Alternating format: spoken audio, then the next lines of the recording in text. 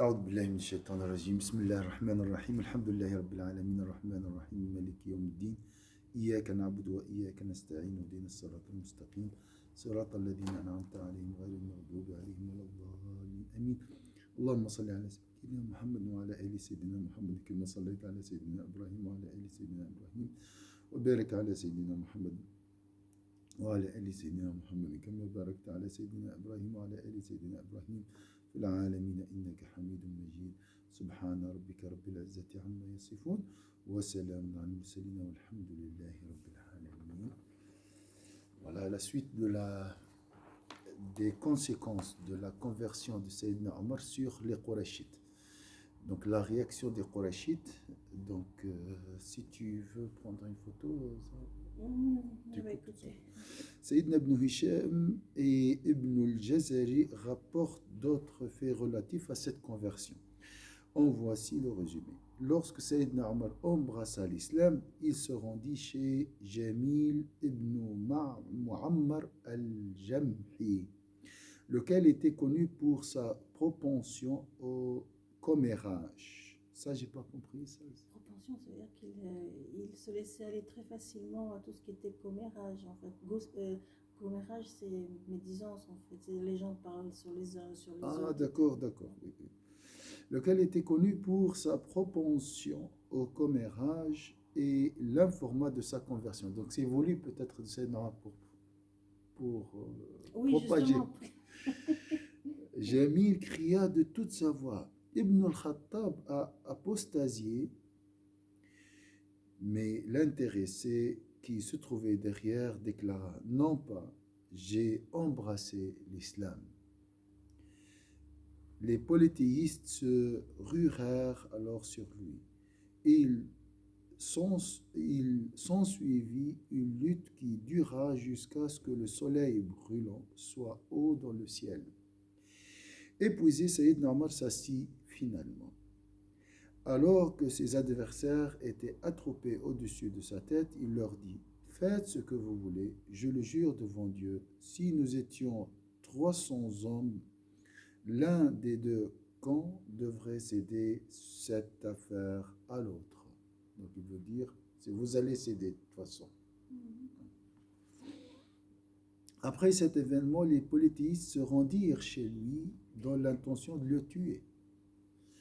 Al-Bukhari relate les faits suivants. D'après Abdullah, le fils de Sayyidina Omar, alors que Sayyidina Omar était chez lui, agité par l'inquiétude, Al-As ibn Wa'il al-Sahmi, Abu Amr, vint lui rendre visite. Il portait un manteau et une chemise aux franges de soie. Faisant partie de Banu Sahm, il était notre allié avant l'islam.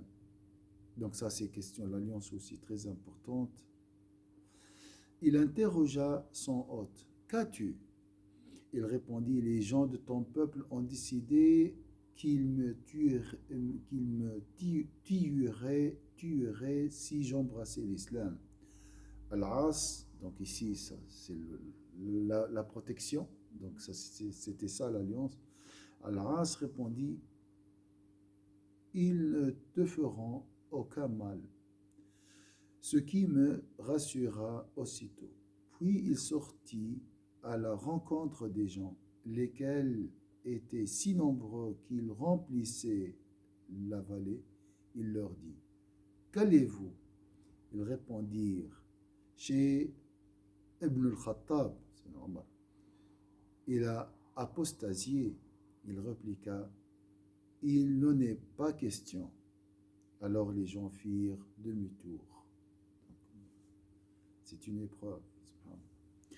La version d'Ibn Ishaq ajoute: lorsqu'ils partirent, c'est comme si on lui avait arraché un lourd vêtement. Donc c'était un soulagement pour Sayyidina. Sa conversion fut très bénéfique aux musulmans. Mujahid rapporte le récit suivant d'Ibn Abbas.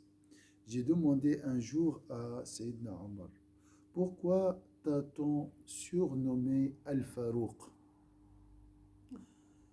Cela celui qui distingue le vrai et le faux du vrai.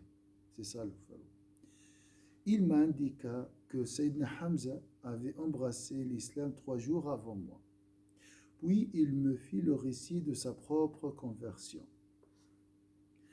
La fin de ce récit était la suivante.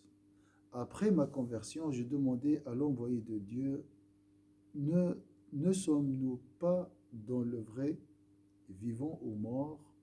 Donc je répète, il a dit au prophète, ne sommes-nous pas dans le vrai, vivants ou morts? Donc si je suis vivant ou je meurs, je ne suis pas dans le vrai.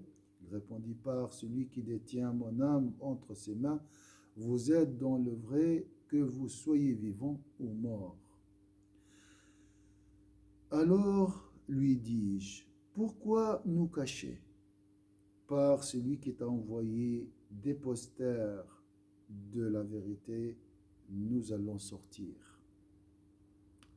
Nous fîmes sortir le prophète accompagné de 2 rangées d'hommes, Hamza à la tête de l'une, moi à la tête de l'autre. La troupe soulevait par son pas une poussière aussi épaisse que celle d'un moulin. Nous pénétrâmes dans la mosquée sacrée. Voyant que Hamza et moi étions là, les Qurayshites furent affligés comme jamais. Ils ne l'avaient été. Donc les Qurayshites, voyant que Sayyidina Hamza et moi étions là, les Qurayshites furent affligés comme jamais ils ne l'avaient été. C'est à cette occasion que l'envoyé de Dieu sallallahu alayhi wa sallam me surnomma Al-Farouq. Donc ça c'est un nom très important et c'est lié vraiment à une donc Sayyidina Omar, la conversion de Sayyidina Omar a changé l'histoire de l'islam.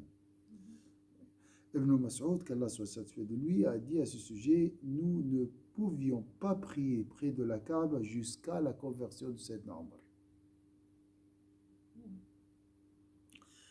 Suhaib ibn Sinan al-Rumi, Dieu soit satisfait de lui, a dit aussi, depuis la conversion de Sayyidina Omar, nous pouvions enfin prêcher ouvertement. Nous pouvions nous asseoir autour de la Kaaba ou faire les tours rituels. Nous pouvions également nous faire justice ou rendre un peu l'appareil à qui nous maltraiterait ou à qui nous maltraiterait.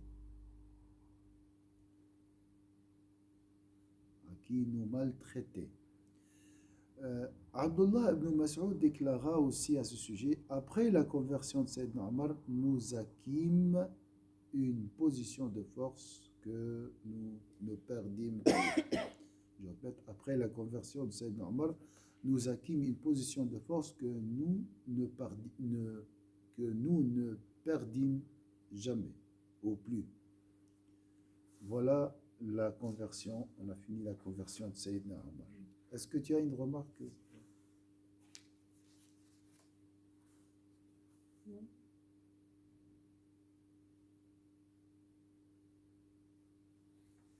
Voilà. On va voir tout de suite la visite du représentant des Qurayshites, le prophète sallallahu alayhi wa sallam. On va s'arrêter.